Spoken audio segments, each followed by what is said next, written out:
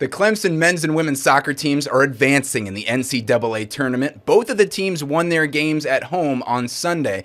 But for the women, it was a nail-biter. I'll tell you about this thrilling finish. The Tigers women were down 1-0 against Georgia when Megan Bornkamp scored right at the end for Clemson in the 88th minute to tie the game up. They kept that momentum rolling into penalty kicks, where the Tigers beat the Bulldogs 5-3 in the shootout. So the Clemson women advancing to the Elite Eight for the sixth time in program history, but the first time since 2020.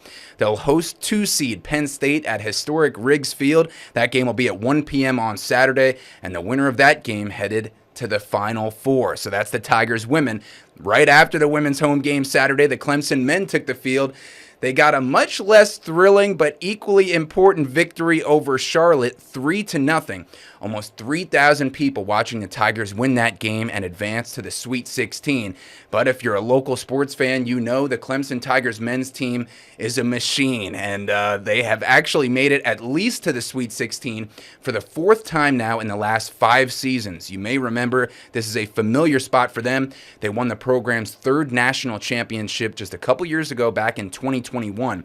But unlike the women, the men will play their next tournament game at the away team's field. The Tigers play at the University of New Hampshire at 5 o'clock on Sunday in the Sweet 16. So good luck to both the Clemson men's and women's soccer teams in the NCAA tournament and advancing very well.